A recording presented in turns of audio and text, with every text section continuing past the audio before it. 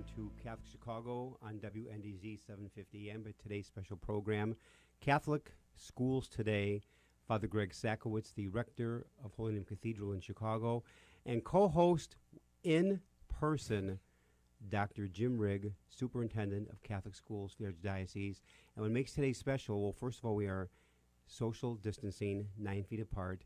We both have been vaccinated. We are live streaming, and so we don't have to wear our masks. And what makes today special, Jim, this is the first time we have been united together in studio since the second Monday of March in 2020. Welcome back. Well, thank you. It's great to be with you. Thanks, Father. Clap for you, too. I've certainly joined the show, but it's been via phone, so it's wonderful to be back in studio again. It's great to see you.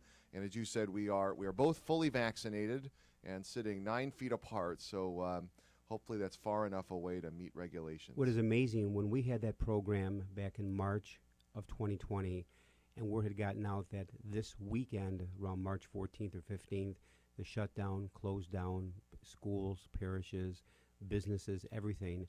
Never dreamed the next time we'd be reunited 14 months later. Isn't that just, it blows my mind. Well, and I know we've seen each other here and there at various events, but this is the first time we've been able to do the radio show in person. Because every time we've been via you from home. Yep, via phone. Via phone and me down in the studio here. Well, I think that radio show was Monday of the week in which we shut everything down. So that is correct. The day that we announced the system-wide move to virtual learning was Friday the 13th of March 2020, and we had just done a show that Monday, and we were already realizing that this was going to be a big deal.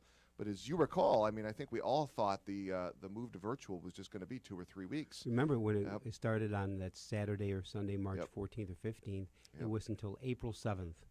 I remember the date because I thought, okay, Monday of Holy Week will be open, we'll be fine.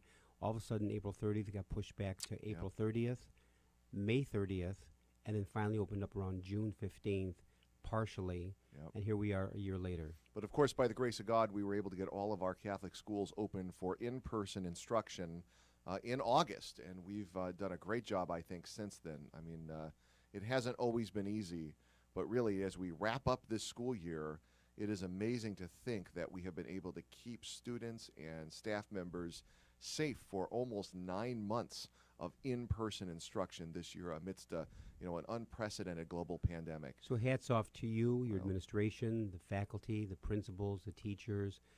They have been the unsung heroes in the Archdiocese from day one. They have done everything they can to keep schools open, safe learning, healthy learning. It's gone very well. So, but there's a change. Talk about change. There's a big change in your life.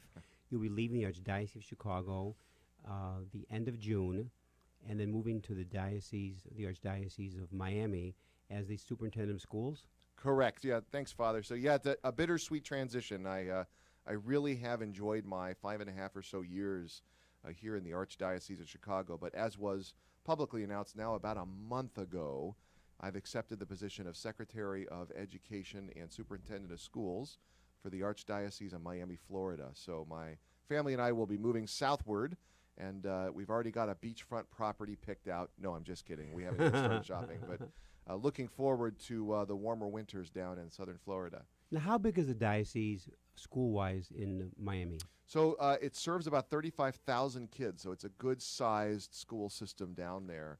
And the Archdiocese itself encompasses 3 counties, Dade, Broward, and Monroe County, which includes the Florida Keys. And there's actually a Catholic school on Key West. On Key West? On Key West. So I look forward to visiting. So when you visit Key West, you can go for a couple of days. Yeah, exactly right. Yeah, bring the family. So, it was funny. I was telling my wife and kids, I actually somewhat enjoy the climate here in Chicago. I don't mind the winters too much, at least not until February or March. But I am entirely alone in that opinion in my house. I think my wife and family are looking forward to a much warmer climate down southward. So well, first of all, it's been a joy with you in the Archdiocese. You've done a fantastic, marvelous job. Always a willingness to be inconvenienced, hardworking, the stuff you've done behind the scenes. So Miami's gain is Chicago's loss, and our prayers are with you. But you're not done because you'll be back for our June program. Correct. The second Monday of June. So what else is happening in the Archdiocese school-wise?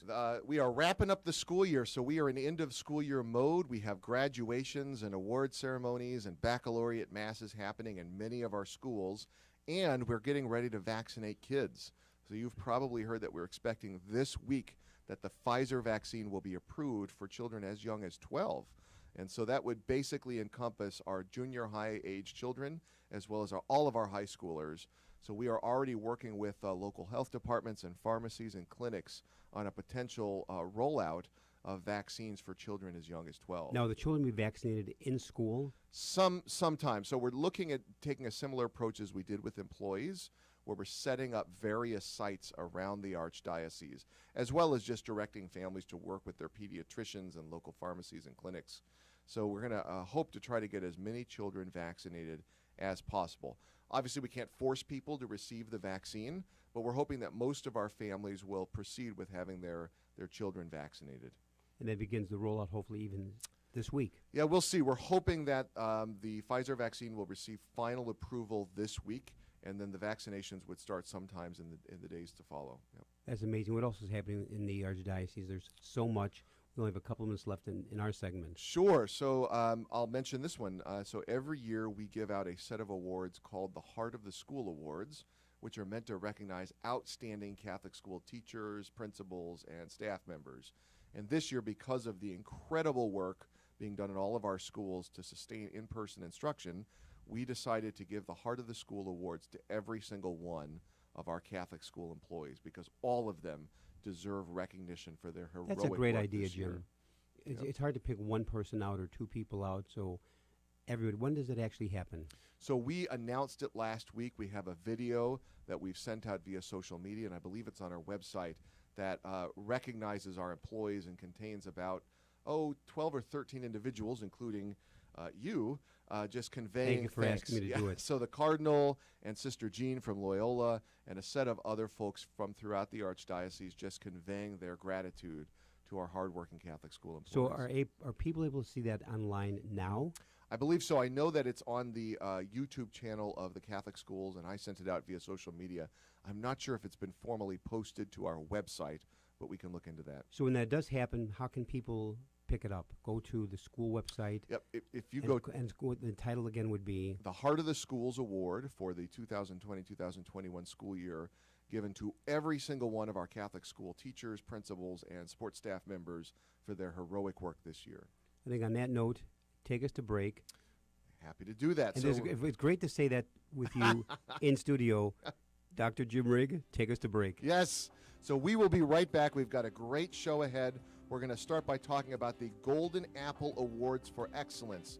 So back in 2 minutes here on WNDZ Radio 750 AM. Don't go away.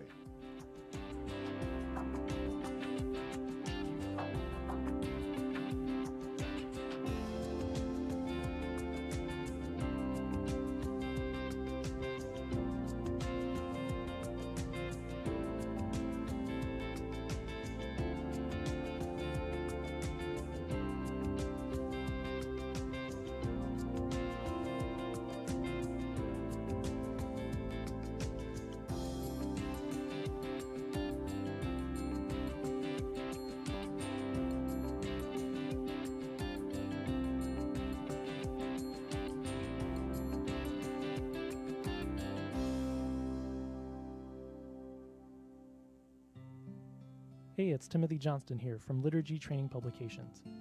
Over the past few months, I'm sure you've found yourself at home more, whether it's working from home or watching live stream masses on Sunday mornings. As we began adjusting to this at the beginning of the pandemic, one of the things I missed the most was gathering with friends at the parish. That's why we at LTP have created this new virtual gathering series called Living the Sunday Word. We meet virtually on Thursday evenings each week and reflect on the upcoming Sunday readings. And with that, we share stories to help us more fully reflect on the Word of God. I'm inviting each of you to join us, a group of friends meeting virtually from all parts of the country. So visit ltp.org for more information and to register. You won't want to miss this. Caring adults make all the difference in the lives of adolescents. Catholic Charities understands this, and our mentorship program provides a free opportunity for youth living in Lake County to spend time, virtually, with volunteers who genuinely care about them. This program is ideal for youths age 9 to 12 who may need support navigating the challenges of childhood and early adolescence. Our amazing volunteers serve as friends and role models who help youth recognize their strengths and empower them to reach their full potential. Catholic Charities conducts a thorough background check on every volunteer, and our program coordinator closely monitors and supports each relationship. Mentoring is a fun after-school program that is totally different from remote learning. Virtual group sessions help youth enjoy fun activities with their peers, too.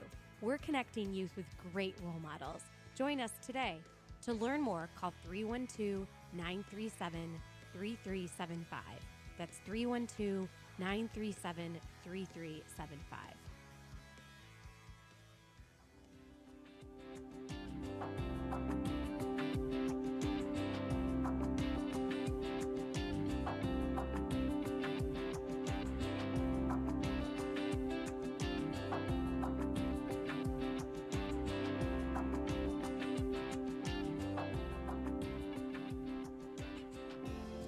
Well, welcome back to Catholic Schools Today on WNDZ 750 AM. I am Dr. Jim Riggs, Superintendent of Catholic Schools for the Archdiocese of Chicago, here with my partner in crime in person, Father Greg Sakowicz. It was so great, Jim, just to point you and say, take the lead in back from the commercial versus on phone. We can't do that. Yes, it's good to look you in the eye, I suppose. So let's jump into our first segment this morning.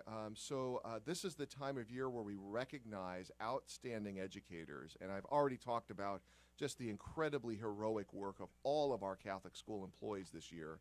But the Archdiocese partners with the Golden Apple Association, which recognizes educators in public and private schools throughout the state of Illinois.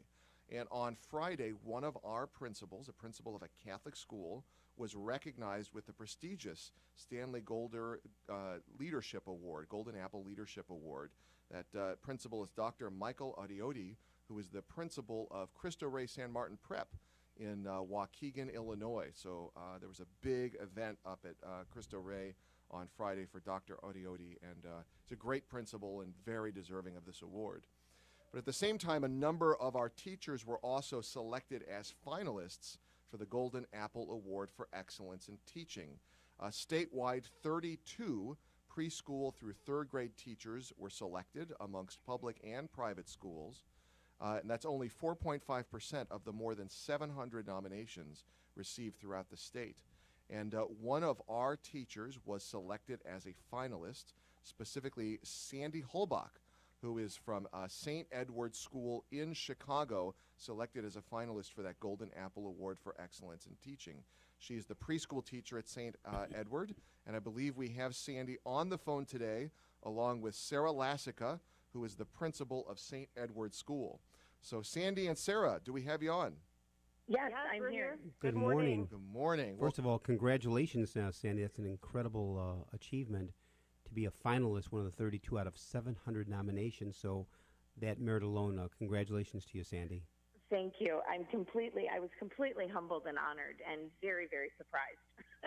So I know Catholic school educators tend to be humble, so let's actually start with Sarah. Sarah, tell us about Sandy and why she is an excellent teacher.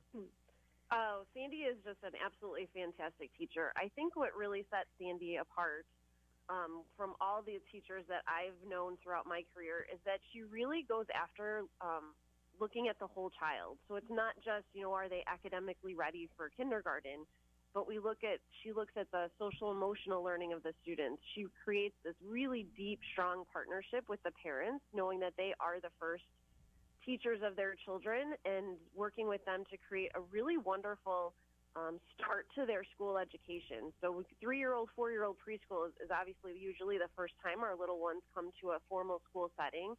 And Sandy just creates a really, really powerful connection with parents to help them be better parents and understand where their children are at when they're walking into a 4-year-old classroom and setting them up for success for the rest of their school career. And I think that's just a little bit of what makes Sandy such a fantastic teacher. And sets all of her students up to be really successful later on too. That is wonderful.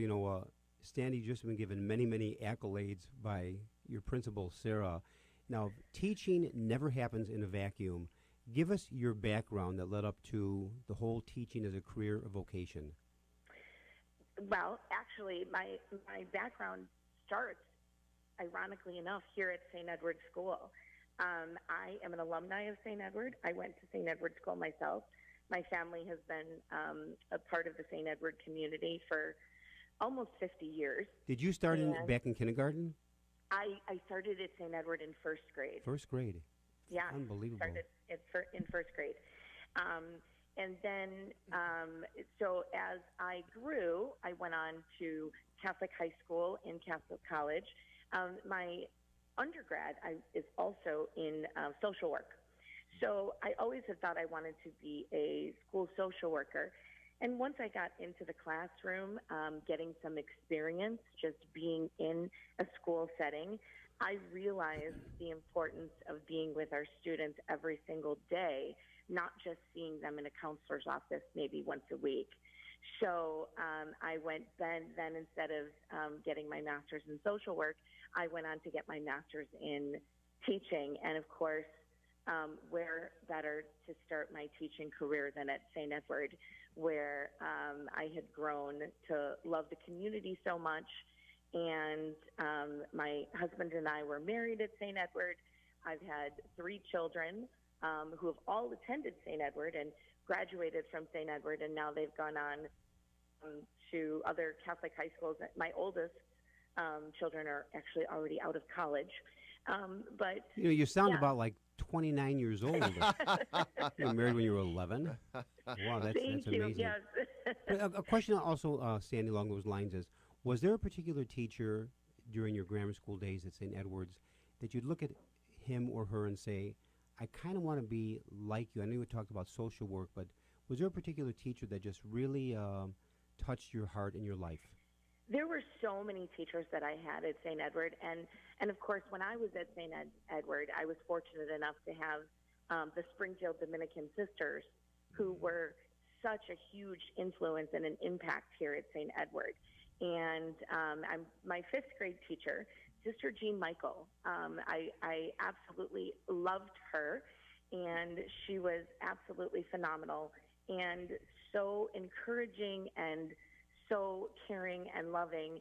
And years later, I ran into her at an event, a family event, and she looked at me and she said, "Oh my goodness, Sandy." And she recognized you and knew you by name? She recognized me by name. And it was those things that always, those were the kinds of things that were impactful to me. Going back to my grammar school, Jim, when teachers would say, "Oh my God, it's him."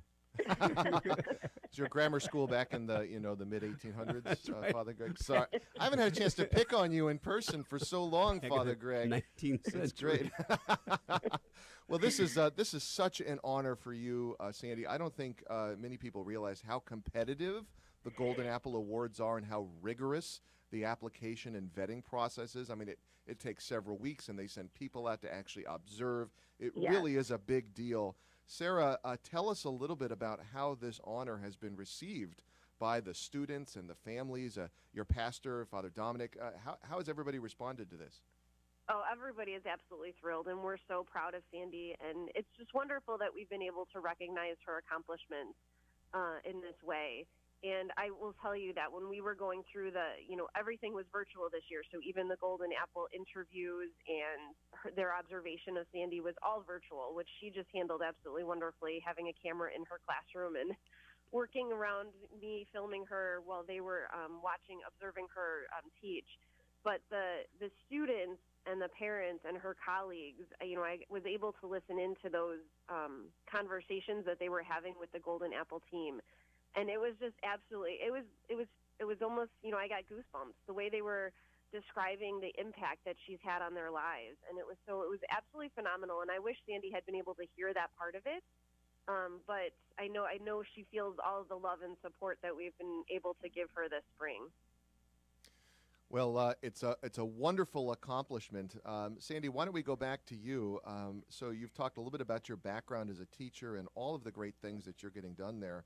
You know, I was a teacher at the junior high and senior high level. I was not a preschool teacher, a teacher's aide.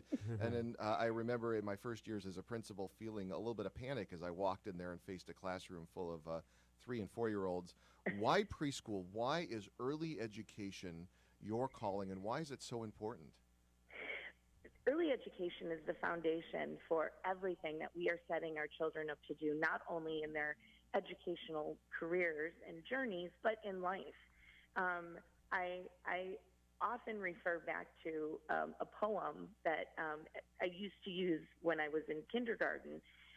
Everything I needed to know in life, I learned in kindergarten.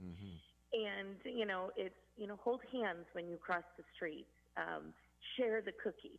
So all of those things, I think, are the really important things that are focus in early childhood. I am a very firm believer that the social emotional pieces, and now more so than ever in the last year, the social emotional pieces and the tools that we give our children and the things that we teach them, we are setting them up for success, lifelong success, in not just, like I said, their schooling, but in life.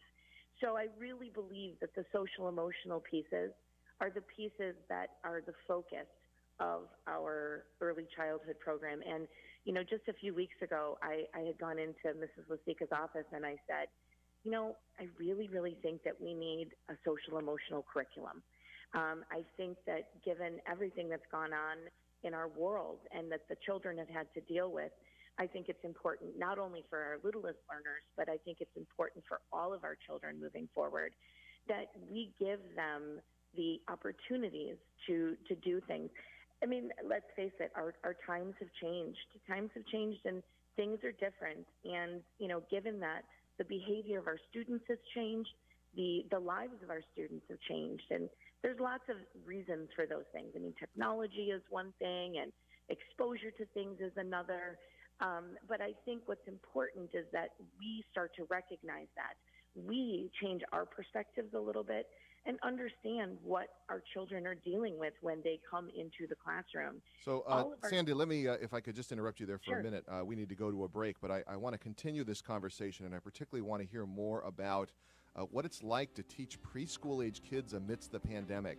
So picking up on what you're saying about social-emotional learning. We're going to take a break. We'll be back in 2 minutes. Don't go away. Catholic Schools Today.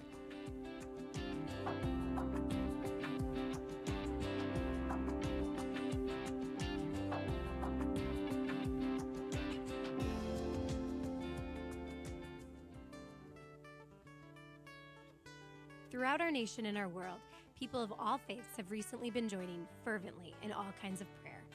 They have found that coming together in prayer is a source of comfort and strength. In this spirit of unity, the Archdiocese of Chicago has introduced a call to prayer, a telephone line dedicated to prayer. If you would like to join with another person in prayer, call 312-741-3388. This line is staffed from 9 a.m. to 9 p.m. daily with parishioners from across the Archdiocese of Chicago. These volunteers are here to listen to you, offer support, and pray with you.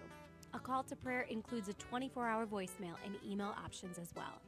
Experience this wonderful opportunity to join with people just like you who trust in the power of prayer. That phone number again is 312-741-3388. Let's pray together today.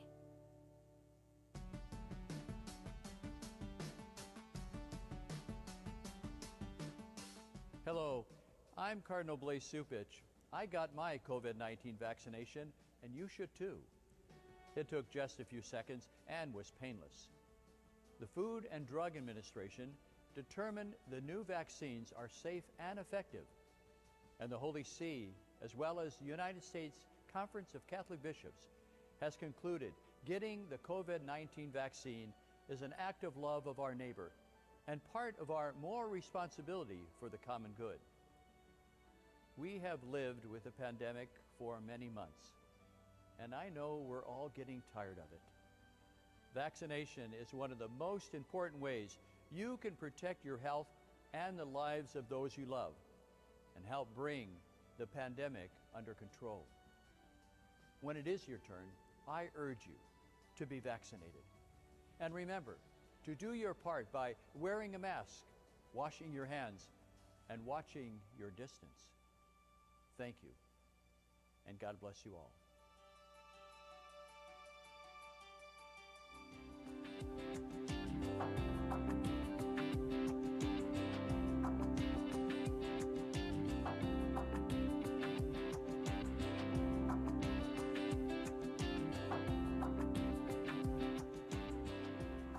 And welcome back to Catholic Schools Today at WNDZ 750 AM and also live streaming via our YouTube site. Great to have you with us. Before the break, we were talking with two educators from St. Edward School in Chicago, Sandy Holbach, preschool teacher, and Sarah Lassica, the principal at St. Edward. Why don't we start with you, Father? You got a question? Yes, first of all, we are social distancing. We're Yes. 9 feet apart, therefore no masks. We've had our 2 shots Yes, indeed. so far. And the question I would have for you, Sandy, and that is, pre-pandemic, teaching 3 and 4-year-olds, I think would be quite a handful because the energy level is incredible. My biggest fear during this whole pandemic has been this social distancing. It's been so hard on children in grammar school, high school, college age, that whole socialization. So how do you handle teaching 3 and 4-year-olds during the pandemic? Our children have been extremely resilient, and I agree. I think the most important aspect, especially in an early childhood classroom, is the socialization piece.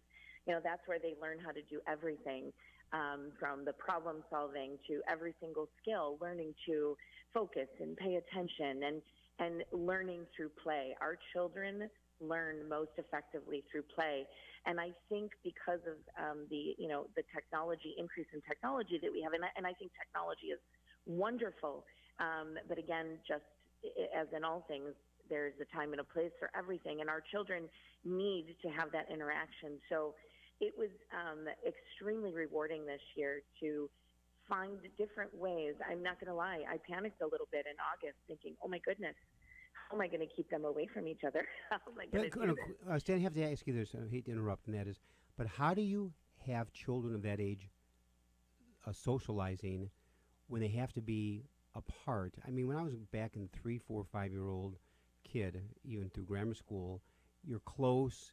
You're pushing your buddies. I don't mean hurting, but just, that physical stuff of guys and girls too, I'm sure. But all of a sudden stay 6 feet apart and the fear of getting sick. How do you handle that? We've had the masks all year long. We've had the 6 feet apart, and we've got the spacers in our desks.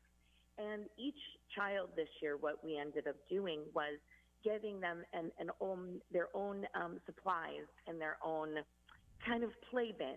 But what I noticed they were doing is, even from that 6-foot distance, they were starting to mimic each other. They were starting to cooperatively play, say, hey, I'm going to build a tower, you build a dragon. And so what they started to do is they started to adapt in the way that they could, understanding the parameters that we have this year, and they started to create their own forms of imaginary play, it was so wonderful to see. So I think that they really, keeping the masks on and starting to read each other's body language and become more aware of just, what they were doing in the classroom with each other. And the other thing that I incorporated into my classroom this year that has been extremely helpful is I brought in a little teaching buddy of my own, a puppet. Her name is Susie. And since we this year were not able to, with the masks, the children couldn't see your mouth, my puppet Susie does all the talking. So her mouth moves.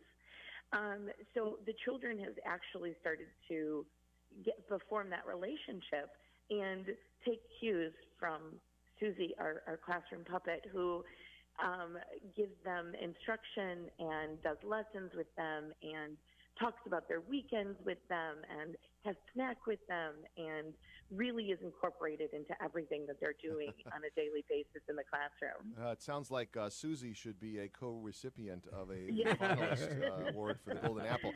No, it's great to hear about all of your tremendous work there in the preschool at St. Edward. Let's broaden the conversation with Sarah Lassica, the principal there. It's been my great fortune to visit St. Edward's on multiple occasions, and I've just Tremendous been so school. impressed. Oh, so impressed by just the atmosphere and the quality of learning and faith formation. Really is a good school. Sarah, we're hearing from Sandy about all of these practices with kids during the pandemic. Tell us a little bit about how things have gone with the rest of the school, the K through 8. How have you all responded to the pandemic and ensured safe in-person instruction this year? I will be honest, going back to August, when I look back at reopening school in August and not knowing what to expect, there was a high level of anxiety, but our kids have done absolutely phenomenal, wearing their masks every day, not having to do tons of reminders, put that mask up. I mean, they've just been absolutely wonderful. And I will tell you, towards the beginning of the year when we were starting to do some of our safety drills, and we had conditioned the kids so well to do, hand sanitizer when you walk into your classroom, hand sanitizer when you walk out to the classroom.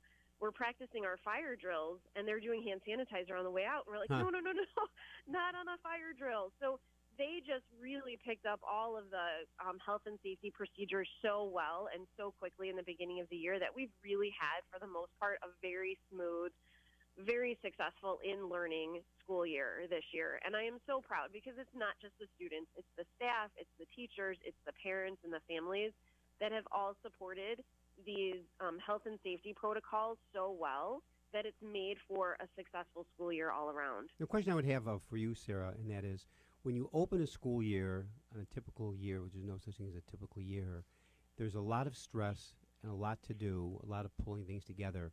I know in talking to Dr. Jim Rigg, this year, starting last August, I'm assuming your summer last year was anything but a vacation, because all the protocols, directives, and again, even the cathedral, when we were closed and to reopen, we are all in this together, learning and recreating the wheel, or creating the wheel, because there's been no playbook. Yep. The playbook as you go along, and so here it is now into May, ending this academic year. And my hat's off to you, your administration, your teachers, Yep. everyone, because I think sometimes people are unaware the amount of work needed when you create a new playbook, the meetings you had and the hours spent. Say more about that. Yeah, I mean, I will say that there was very little summer to last summer, because every day was, working on how to incorporate the Archdiocesan reopening guidelines here at St. Edward's School, how to make everything as safe and comfortable as possible, communicating that out to families so that they felt comfortable coming back. They wanted to come back in person, but to make sure that they felt comfortable navigating the in-person learners with coming back. Some of our families were just not comfortable, just not ready yet to come back in person. And so creating an online platform for them to learn. I mean, when I think back, January of 2020, and we were talking about remote learning days, if we had a snow day, I mean, those look so different than what our e-learning ended up looking like this year, to do long-term e-learning for some of our families. And so, there was so much work that was put into it, but without the support of the teachers, the staff, Father Dominic, our pastor, the families, there was no way this could have happened this year. And so it really took a community to make this a successful reopening and operation for the 2021 school year. Yeah, we have certainly learned so much throughout the pandemic, and it's going to be very interesting to see how these types of practices, this technology-based learning, for example, will change the way that we teach kids forever. Again, I think we've learned some things, and there is a silver lining around the cloud of COVID. We only have a couple of minutes left. Sarah, just give us a little bit of an opportunity to learn more about St. Edward's School through giving us a website or a phone number. I know this is the time of year when we still have families looking to enroll their children at a Catholic school. So Tell us, how can people get a hold of you if they're interested in St. Edward? Absolutely. Our phone number is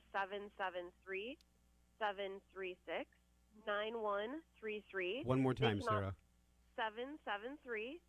773-736-9133. And our website is stedwardchicago.org. Families can visit the website, schedule an in-person tour of the school outside of school hours, or a virtual tour if they feel more comfortable that way, and or give the school a call for more information. Well, we want to thank in a very special way Sandy Holbach, the finalist for the Golden Apple Award in Excellence in Teaching and also Preschool Teacher's Aide at St. Edward School, along with Sarah Lassica, principal at St. Edward. Thank you so much for everything you are doing this year at St. Edward. We're going to continue discussing early education with some additional guests after our break, so don't go away. We'll be back in 2 minutes on WNDZ 750 AM and live streaming on YouTube. Be right back.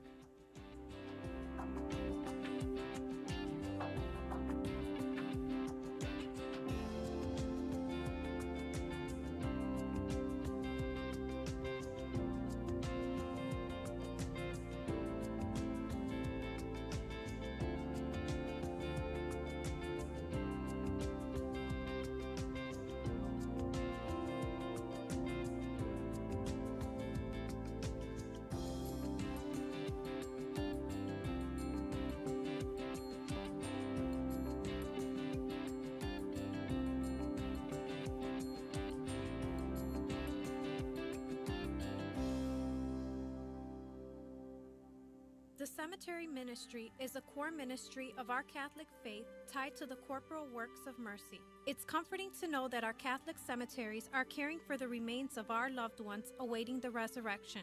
There are 44 Archdiocese of Chicago Catholic cemeteries willing to help you in your time of loss. Call 708-449-6100 or visit CatholicCemeteriesChicago.org. Catholic Cemeteries, serving the Catholic community since 1837. Catholic Charities Schreiber Center for Human Services is now open in Round Lake. Due to the pandemic, we are limited in the number of in-person programs that we currently can provide. However, a food pantry is open twice a week and a Wednesday night supper is held with to-go meals every week.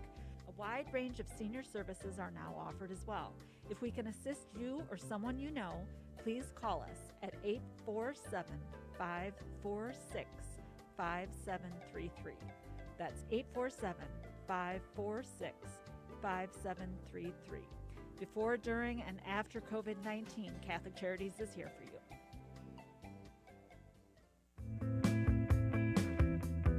You're listening to Catholic Chicago on WNDZ 750 AM. Every Monday through Friday from 8 a.m. to 9 a.m., the Archdiocese of Chicago presents programming about the people, events, and issues that touch our lives. Thanks for letting us be part of your morning. Now again, Catholic Chicago.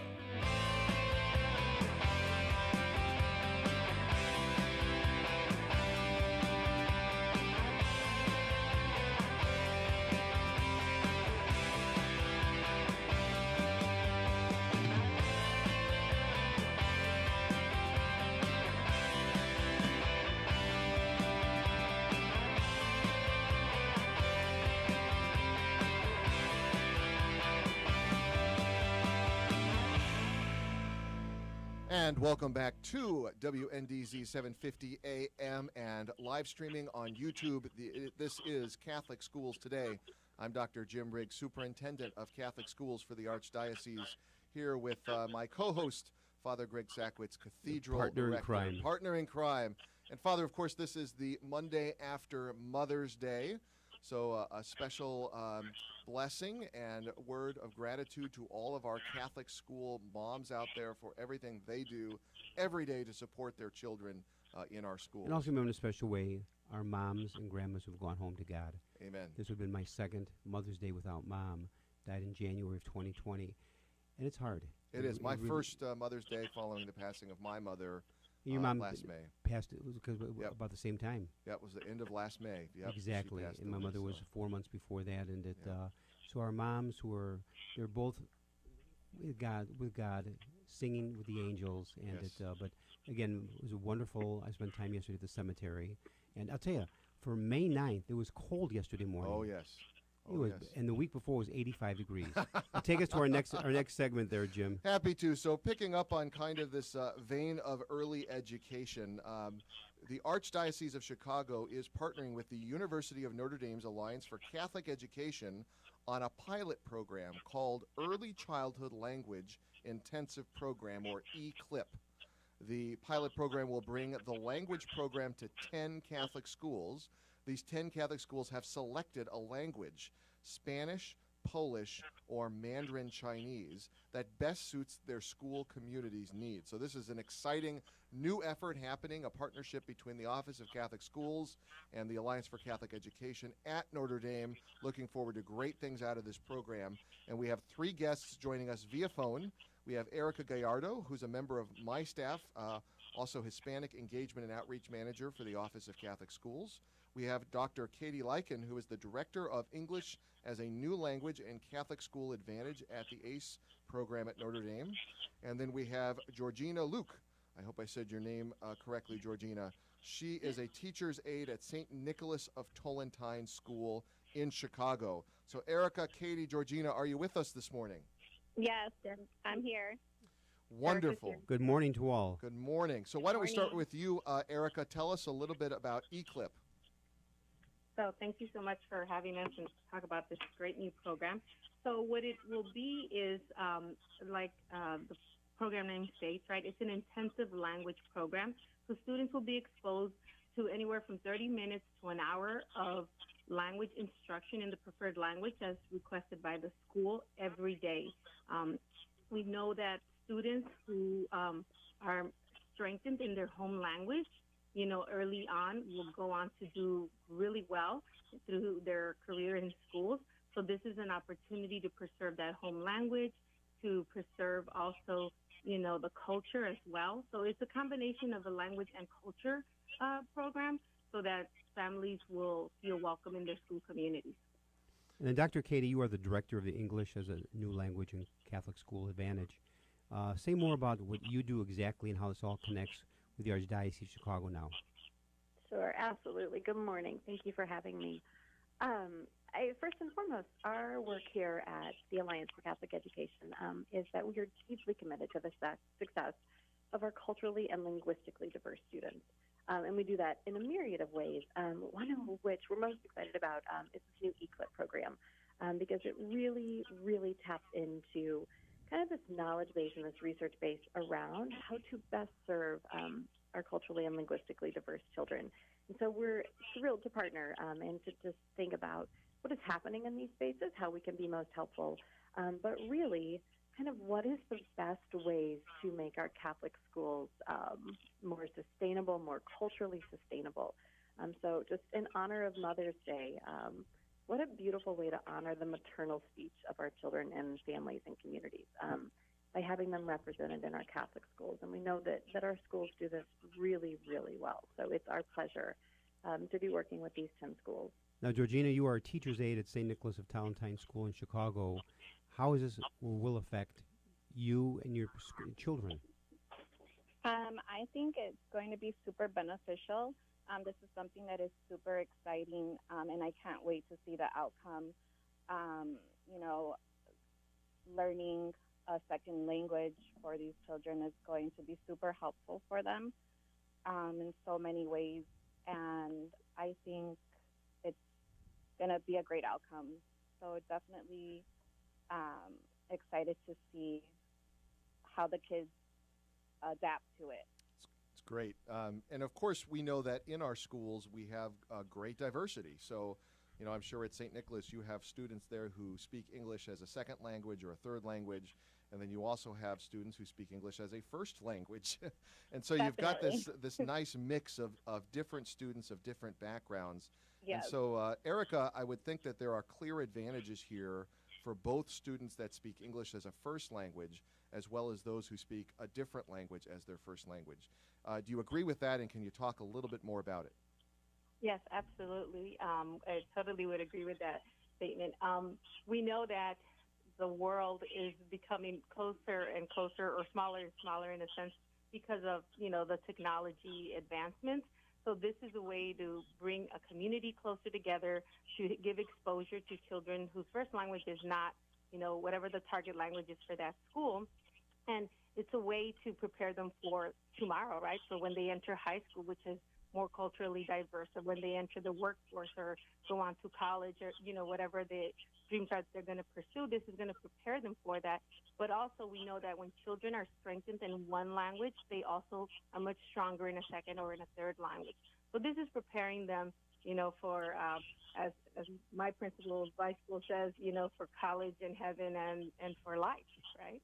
And I find very interesting, Katie, and that is, I went to Mary Seat of Wisdom Grammar School in Park Ridge, according to Dr. Jim Rigg 100 years ago. and I can just speak for myself, Jim, but when I was at Mary Seat of Wisdom, tremendous education. The Sisters of Mercy had a great faith-based education, but I never picked up another language in school. It was only English. Now, my mother and father, both of Polish descent, and both spoke Polish fluently.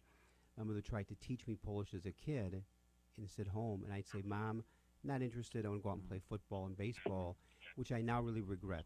Yeah. So I think, Katie, there's got to be such a tremendous advantage for children to be able to pick up another language that has, in a world today that I think is so much needed. Just say more about that. Sure, absolutely. And your story is very, very common.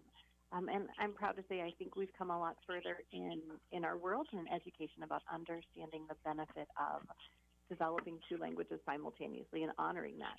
There's another piece to this story, too, and that's the difference between home language and the language of school. So we're really committed in this particular program to certainly honoring the language of the home, but also bridging that to actual content. So learning science in Polish, for example, and learning religion in Polish. There's just a beautiful, beautiful benefit of the bilingual brain, and research is very clear on what this foundational kind of literacy piece can be as our students in this program are learning all of their phonics in two languages, and they're learning early reading skills in two languages. And so I think I'm just really proud that we're in a beautiful space in our world to do this and to recognize how important this is for our students in our universal church. Yeah, we have only scraped the surface of this exciting new effort, but we do need to go to a break. So, Erica, Katie, Georgina, we'll be right back with you and back with all of our listeners here on WNDZ 750 AM and live streaming via YouTube. Don't go away. We'll be right back.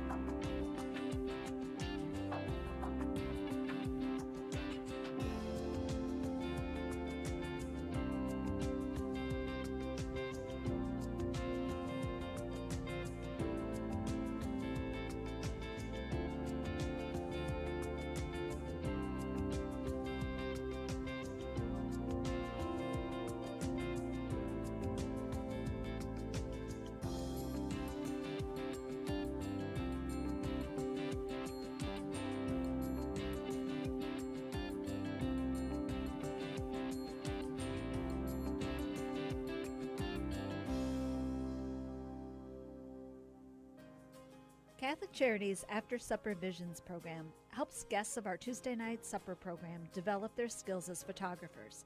Unique talent has been discovered as the artists capture Chicago's world-class landmarks and natural settings in new and beautiful ways. On Friday, June 4th at 5 p.m., After Supper Visions will host a free virtual 30-minute program to celebrate all of the artists' achievements. Hear from the artists and see the striking photos that rival those of any art gallery in Chicago. Join us. To RSVP, call 312-655-7932. That's 312-655-7932. Or visit AfterSupperVisions.com. At After Supper Visions, we're developing film, talent, and hope. The Word Made Clear is exactly what its name implies. It's an easy-to-understand explanation of the Word of God, the Gospel. Hello, I'm Father James McElhone, Director of Biblical Formation for the Archdiocese of Chicago. I'd like to invite you to take our free online Bible study program by going to thewordmadeclear.org. Our website offers an audio-based guide to the Gospels of Mark, Matthew, Luke, and John. Listen to my lectures and follow along with the handouts provided. There are even discussion guides. You can also explore the biblical roots of the Mass. And there are links to a wide variety of biblical sources that will benefit both teachers and students of the sacred scriptures. Just go to wordmadeclear.org to experience our free online Bible study program. Again, it's free at wordmadeclear.org. It's the Word of God. Enjoy.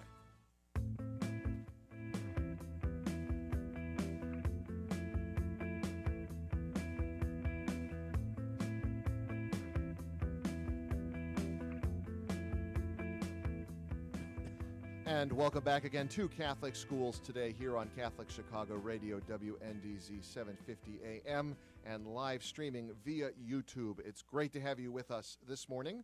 We're talking by about... the way, Jim, since you were last here 14 months ago, look at all that Brian and Michael and Javi have done. They've turned the studio into live streaming.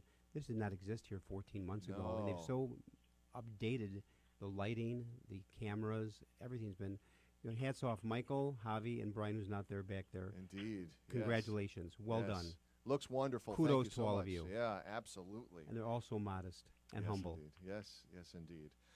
Well, let's turn back to this new Early Childhood Language Intensive Program, or ECLIP. This is a partnership with the Alliance for Catholic Education program at the University of Notre Dame. We're piloting this program in 10 Catholic schools with various languages, Spanish and Polish and Mandarin Chinese.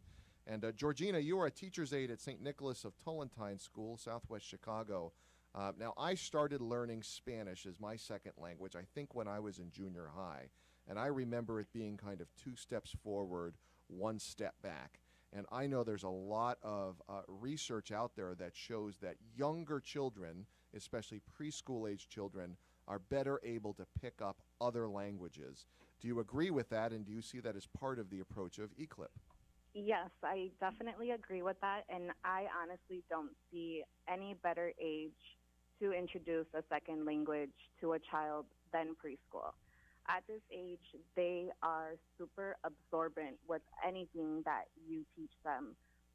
So I definitely agree that they're going to catch on to this 100% super fast, and again, I just can't wait to see the outcome of it.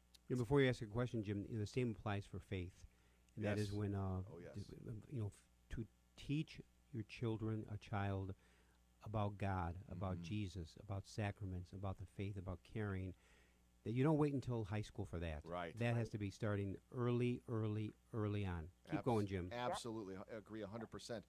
Now, Katie, 1,000 years ago, I graduated from the Alliance for Catholic Education you're so Teacher humble. Fellows program. So I was an ACE teacher, and we have partnered with ACE in many, many ways through the REMIC Leadership Program that prepares teachers, teacher fellows, the CTEL program, which is for existing principals, and many, many other programs. So this ECLIP effort is just the latest partnership of many with the Alliance for Catholic Education.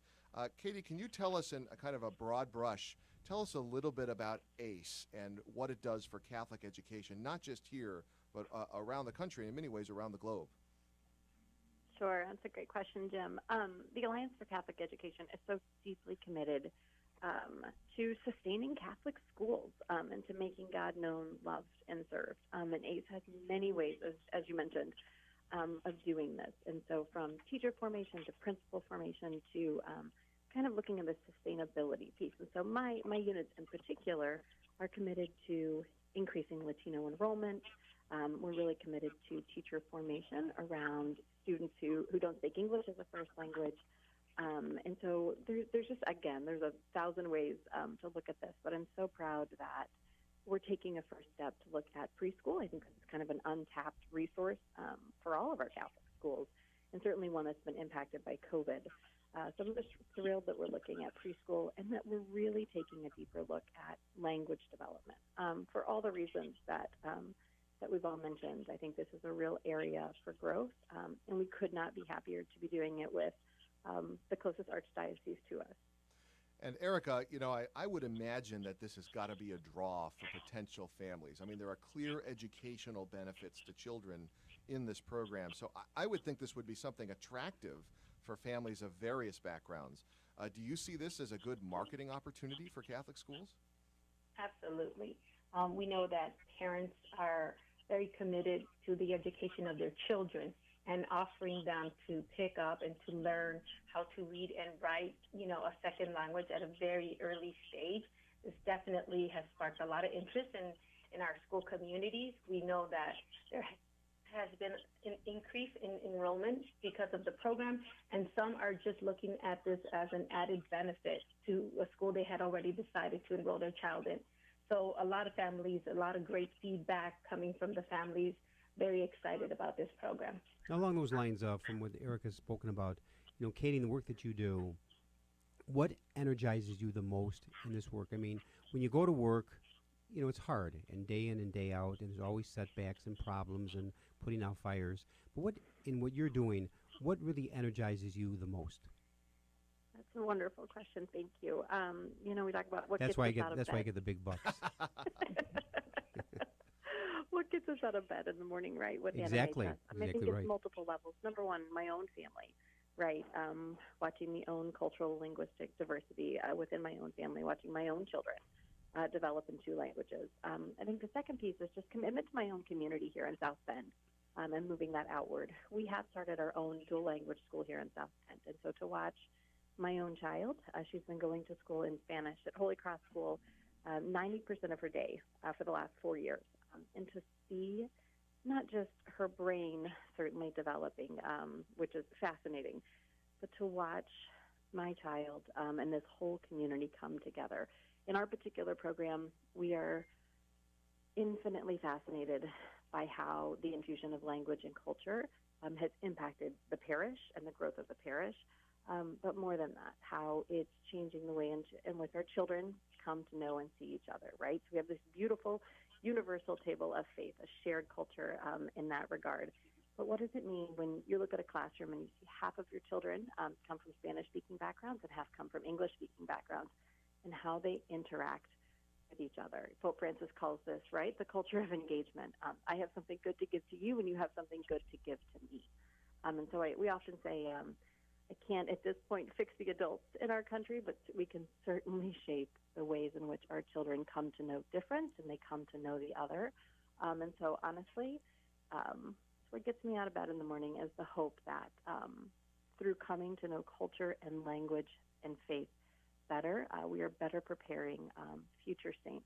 Amen. In our church Amen. and in our schools. Yeah, wonderful and so inspiring to hear about this exciting new program, the Early Language Intensive Program, or Early Childhood Language Intensive Program, or ECLIP.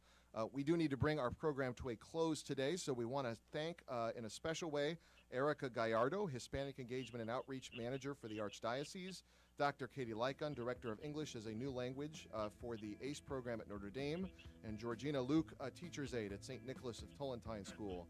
Thanks as well to our wonderful radio team here, Javier Garcia and Michael May, for your extraordinary work. A big thanks to Jasmine Kiras, our producer, who left our staff on Friday, took a new job at a Catholic school. God so bless you, Jasmine. We're happy about that, and God bless you, Jasmine. And a big thanks, of course, to my partner in crime, Father Greg. It's great to see you And again, Dr. 9 feet Jim away. Rick, 9 feet away. God but bless. wonderful to be with you. Thanks, everybody. I hope you have a great week, and God bless. God bless. Join us every Monday through Friday at this time for Catholic Chicago. You can stream our programs live or listen to past programs by visiting our website, archchicago.org, and clicking on Radio TV. And please connect with Catholic Chicago on social media.